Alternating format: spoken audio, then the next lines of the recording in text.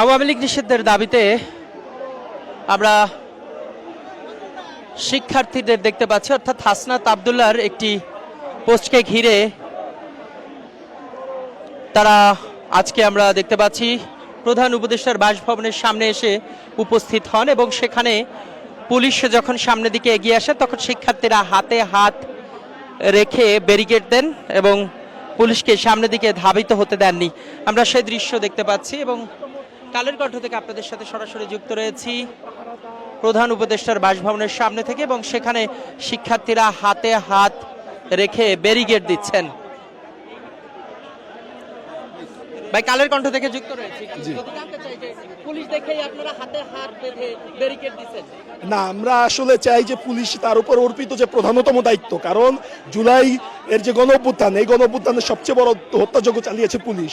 আমরা চাই পুলিশ তার সেই ক্যারেক্টার থেকে বের হয়ে আসুক এবং তার যে প্রধানতম দায়িত্ব আওয়ামী লীগের যে খুনি সন্ত্রাসীরা তাদেরকে গ্রেফতার করা, পুলিশ অনতিবিলম্বে তাদেরকে গ্রেফতারের দায়িত্ব পালন করুক। বরং সাধারণ ছাত্র জনতার সাথে পুলিশের কোনো ধরনের কোনো দ্বৈরথ তৈরি করার কোনো প্রয়োজন নেই। ধন্যবাদ। দর্শক, কালের কণ্ঠ থেকে আপনাদের সাথে যুক্ত রয়েছে আমি ইকলাসুর রহমান। শুনছিলেন এখানে শিক্ষার্থীরা তারা পুলিশ দেখে সামনের দিকে এগিয়ে আসেন এবং তাদের সাথে কথা বলেন। আমরা সেই দৃশ্য দেখেছি। কালের কণ্ঠ থেকে আপনাদের সাথে যুক্ত রয়েছি আমি ইকলাসুর রহমান। আওয়ামী লীগ নিষিদ্ধের দাবিতে আজকে উত্তাল স্লোগানে প্রধান উপদেষ্টার বাসভবনের সামনে সেখানে এবং সেখানে আমরা দেখতে পাচ্ছি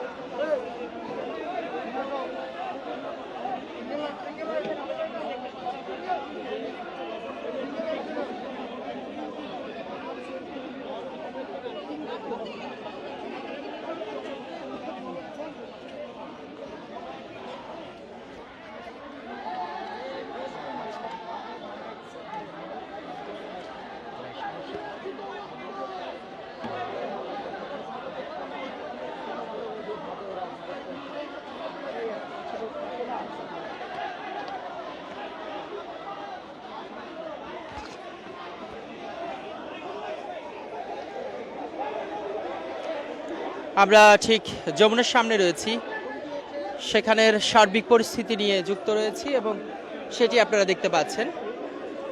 আওয়ামী লীগ নিষিদ্ধের দাবিতে শিক্ষার্থীরা একে একে যুক্ত হচ্ছে এবং সেখানে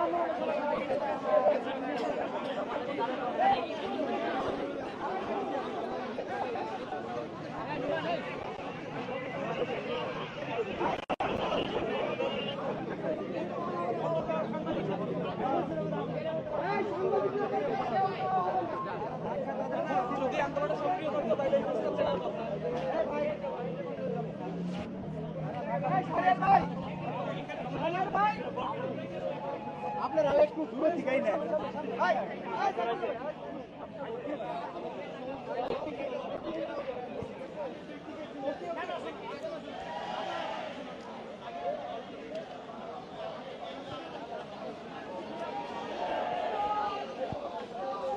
আওয়ামী লীগ নিষিদ্ধের দাবিতে আমরা দেখতে পাচ্ছি জুলাই আন্দোলনে আহত শিক্ষার্থীরা তারা অবস্থান গ্রহণ করেছে।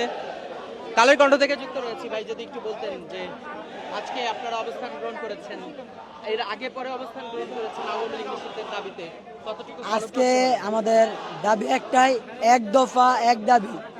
ওই আওয়ামী লীগকে নিষিদ্ধ না করলে আমরা কাউকে চিনব না, সে বিএনপি নাকি জামাত বা অন্তর্বর্তী সরকার। এই অন্তর্বর্তী সরকারকে আমরা আমাদের রক্ত দিয়ে বসাইছি, সে কিন্তু এমনি আইসা বসে নাই।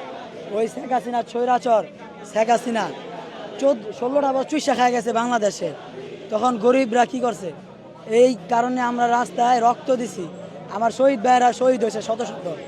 তো এই আওয়ামী লীগকে পুনর্বাসের জন্য, নির্বাচনের জন্য আবার দেওয়া হচ্ছে। তো আজকে দরকারে সারা রাত থাকবো আমরা এখানে, তাও আওয়ামী লীগ নিষিদ্ধর পেজের সামনে বলতে হবে যে আওয়ামী লীগকে একবার নিষিদ্ধ করা হচ্ছে, না হলে আমরা এখানে যাবো না। আর যদি অর্ডার, আর যদি ডক্টর অর্ডার দেয় গুলি করো করুক, নো প্রবলেম। আমি এমনি এক হাত পঙ্গু, আমার ফ্যামিলি কোনো ভয় পায় নাই। আমার মা আগেই বলছিল, বাবা আমার 2টা সন্তান, তুমি যাও, যদি দেশ স্বাধীন হয় তাহলে তো হলো না, তুমি মারা যাও। আমি মরার নিয়ত করে গেছি, এখনো মরার নিয়তে আছি, সমস্যা নাই। তারা কি করবে? হয়তো একটা গুলি করবে AK-47-এর। আজরাইল তো আমাদের জীবন নিতে পারে নাই, তখন তো আজরাইল ছিল আমাদের সাথে। তো একটা গুলি খাওয়ার যত হয়ে গেছে, আরেকটা গুলি খাইলাম ইনশাল্লাহ। আল্লাহর কাছে শুক্রিয়া, আমি যে শহীদ হইতে পারি আল্লাহর কাছে অনেক শুক্রিয়া। আমি মরণকে ভয় পাই না। আচ্ছা ভাইয়া, আপনি জুলাই গণঅভ্যুত্থানে আহত, আপনি এখানে অবস্থান নিয়েছেন এবং আসলে আপনাদের মূল দাবি শুনছিলেন জুলাই অভ্যুত্থানে আহত এক শিক্ষার্থীর কথা।